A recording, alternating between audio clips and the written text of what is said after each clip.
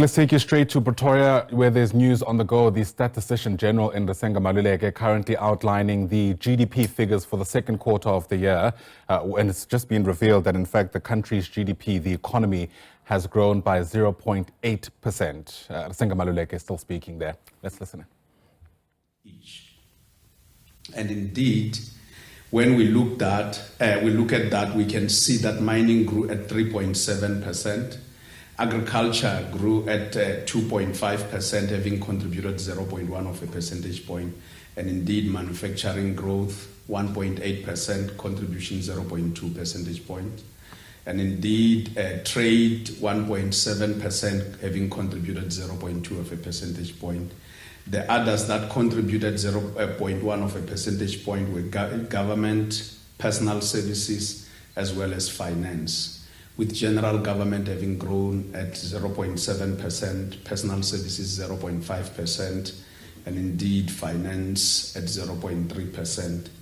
We see that the contribution of utilities was flat at 0. Those that went in the negative, we can see construction contributing at 0, and of course having grown at negative 0.3%, and transport contributing negative 0.1 of a percentage point and going south at 0.8%. Now we want to compare first quarter and second quarter. Of course, we can see that agriculture right at the top in the first quarter had shown a strong growth and indeed a strong contribution, 0.5 of a percentage point. But this time we can see that its contribution was not as strong as it did in the first quarter, having contributed 0.1 of a percentage point with a growth of 2.5%. And of course, if we look at transport, it had contributed at 0.2 of a percentage point, relatively stronger. And indeed, now we can see that it has gone on a slump with a contribution of 0.1 percentage point in the negative. When we look at the primary, secondary, and tertiary sector, we can see all of them have shown a strong growth in the positive. Maybe the word strong is not what, we don't talk strong, weak in our case, we just talk positive, negative. So now we can see that the primary sector was the highest at 3.2%, followed by the secondary sector 1.3%, tertiary 0.5%. In terms of agriculture, we saw an increase or a growth of 2.5%, but it was largely due to increased economic activity in horticulture and animal products. In mining, the PGMs, gold and chromium, all contributed positively, where we have seen a growth of 3.7%. And of course, when we come to the secondary sector, manufacturing, automotive, and petroleum, chemical, rubber, and plastic divisions drove most of the upwards momentum at 1.8% in the entire manufacturing. Utilities, we can see that the rise was due to increased electricity production and consumption, having grown at 0.2%. Construction, having contracted by 0.3%, the decreases were reported for residential buildings and non-residential buildings. Let us look at the tertiary sector. Trade growth 1.7%. Indeed, it was largely due to retail trade, motor trade, accommodation, as well as food and beverages. In transport, we saw a slump, 0.8%. It was driven by land transport, transport support services that registered decreases. Of course, finance went up 0.3%. Increase in economic activity was reported in financial intermediation, excluding insurance, as well as auxiliary services activities and real estate activities. Now, let us look at general government. Having grown at 0.7%, there was an increased employment in the civil service. And now personal services went up 0.5%. There was a rise that was driven by community services and other producers. Nominal GDP was estimated at 1.896 trillion in the second quarter of 2022. And of course, the biggest movers, agriculture was up by 28 billion straight to 84 billion. Manufacturing up by 17 billion straight to 231 billion. Utilities up by 16 billion straight to 76 billion. And indeed, transport 14 billion up straight to 134 billion. Now, let us look at the structure of our economy. Finance continues to lead, 22% as share of nominal GDP at 22%, followed by personal services, followed by trade at 14%, manufacturing 13%, government 9%, transport 8%, all the way to construction at 2%. But we can see that agriculture has shown a stronger share this time. It's usually between 2 and 3%. It's now sitting at 5%. Expenditure on GDP, we see that it expanded by 0.7%. And of course, year on year, 1.1%. And indeed, 6 months, on 6 months, we are seeing 0.8%. And of course, when we look at revisions from the previous quarter, we can see that those that went up, investments went up by 0.2 of a percentage point straight to negative 0.5%. And indeed, household final consumption expenditure up by 0.1 of a percentage point straight to 0.5%. And indeed, when we look at those that had no changes, imports, exports, as well as government or government final consumption expenditure went down, both of them having been revised downwards by negative 0.1 of a percentage point straight to 0.9%, as well as negative 0.2% respectively. Now, when we look at our time series, we can see that indeed, other than the aberrations that were recorded during COVID, right in the middle, when we look at the amplified space that we can see right towards the right-hand side, we can see that in the last quarter of 2024, we recorded a positive growth sitting at 0.5%, 0.2% first quarter of 2025, and indeed, this quarter 0.7%. Now, when we look at components that moved between first quarter and second quarter, we are just looking at in terms of components that increased and indeed their contributions, my apologies. We can see that two components increased in the second quarter of 2025, that is household consumption as well as government consumption. We can see that they did show in the first quarter such an increase, and indeed, no, I'm confusing things. I'm reading some slides that are going to come next. We can see that household consumption grew by 0.8% and indeed contributed 0.6 of a percentage point. And indeed, general government or government consumption went up 0.7% and indeed with a contribution of 0.1 of a percentage point. And of course, we can see investments slump 1.4%, contribution negative 0.2 of a percentage point. And indeed, imports went south 2.1% with a contribution of 0.6 of a percentage point. And indeed, exports contracted 3.2%, contributing negative 0.9 of a percentage point. Having said so this is the slide that kept making me making references. So you see, when they tell me things, I don't forget. Now I start bringing the stories a lot more earlier. Lichani, yeah, there he is, and Buntlenyana. They tell me stories representing many of you. Now, let us look at particularly household expenditure. We can see that in the first quarter, it grew in the positive, and indeed the contribution was 0.4 of a percentage point. In this quarter, the contribution is even much more stronger, 0.6 of a percentage point, and indeed the growth at 0.8%. Whereas government consumption, we can see that in the first quarter, it went on a slump 0.2%, and indeed it contributed zero. And when we look at this quarter, we can see it went up 0.7%, contributing 0.1 of a percentage point.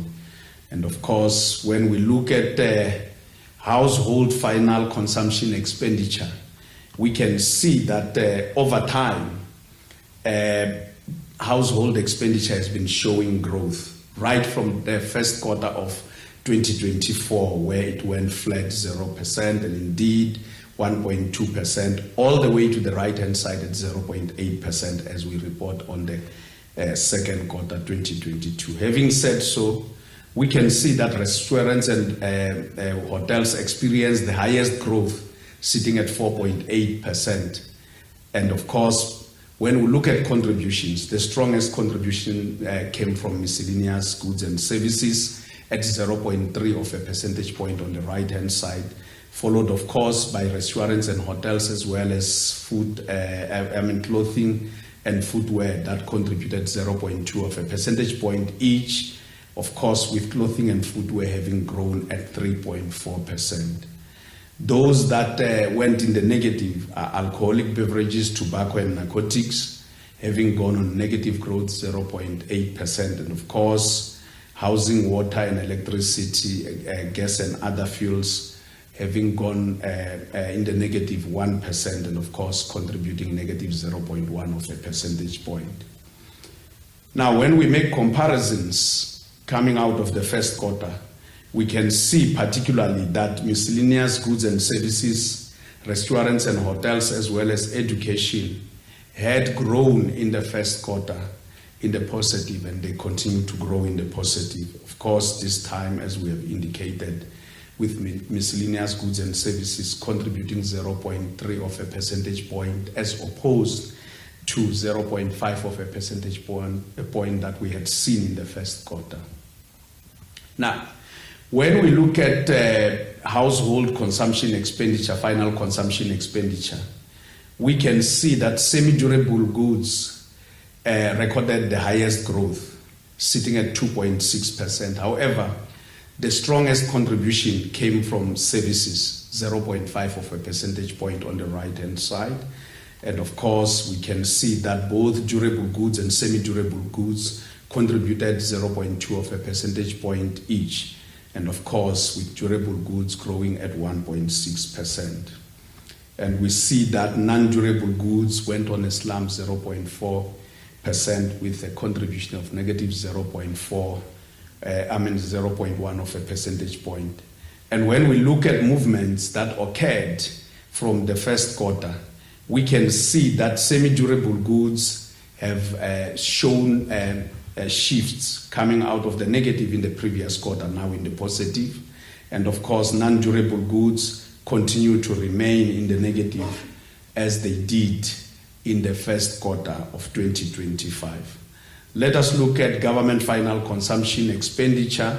We can see that coming out of the third quarter 2024, government final consumption expenditure had been contracting, of course, coming from negative 1%, negative 0.8%, negative 0.2%, now having grown at 0.7%.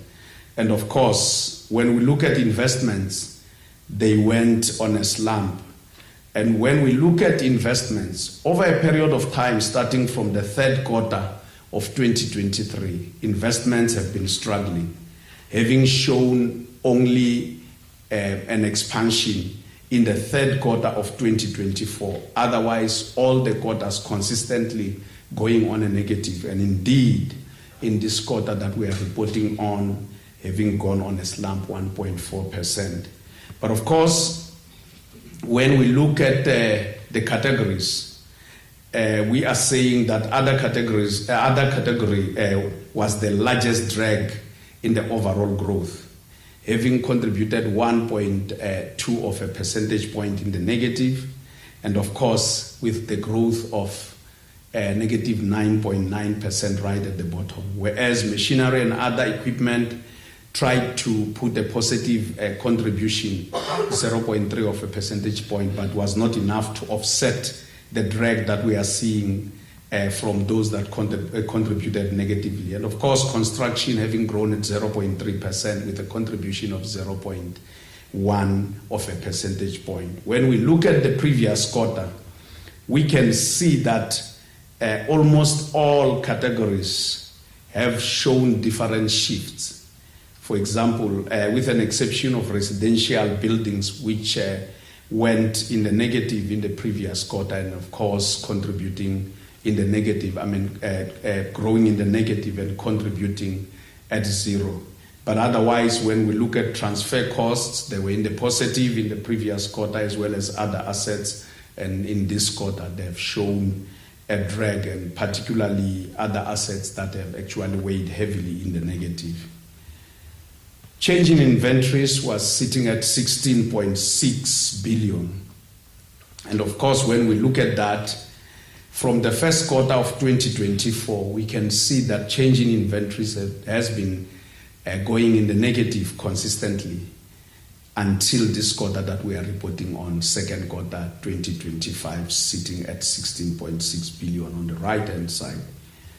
Exports and imports, we can see that they contracted. Exports, 3.2% contraction. And indeed, when we look at imports, they contracted at 2.1%.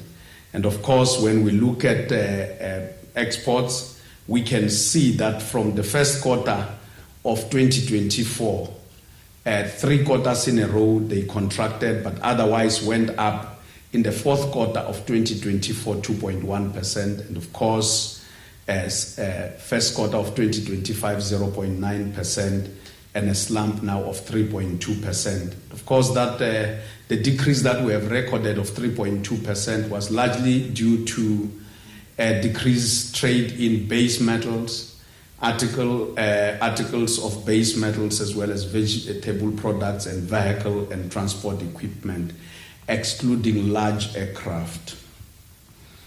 Now, when we come to imports, we can see that they've been moving sideways all the way from right about 2022 fourth quarter. Either they would show a negative, show some positive, and indeed continuing to move that way until the second quarter of 2025 that we are reporting on, a slump of 2.1%, which was largely due to chemical products, machinery, electrical equipment, mineral products, as well as vegetable products. Recap. We are saying that growth on the production side as well as expenditure on GDP have been showing some congruence in the way they've been moving. And we can see that the dotted line, which is expenditure, as well as the solid line, seem to move in similar directions from time to time. And of course, we are saying that our economy expanded by 0.8% in the second quarter of 2025. Of course, we want to look at the G20. We are hosting the G20 this year as a country. We are not coming to report on the economic performance of other G20 countries in the second quarter, but when we look at comparisons, the blue line telling us of G20 countries where they are showing their growth as seasonally adjusted, relatively higher than where our economy is growing on the dotted line. We can see, with an exception of about 2020. President Maluleke is speaking in Pretoria as we hit 4 minutes towards midday, and you can see the breaking news on your screen there. He's just announced that the country's economy has expanded by 0.8% in the second quarter of the year. This is still a far cry from the type of growth we need. He said it's been spurred on by production and expenditure, largely in the manufacturing sector, which has grown by 1.8%. Let me remind you that we are told that in that same period, unemployment also went up by 0.3%, currently sitting at 33.2%. So just a comparison for you about just how much growth we actually need if we are going to have a chance at clawing back on those staggering unemployment numbers.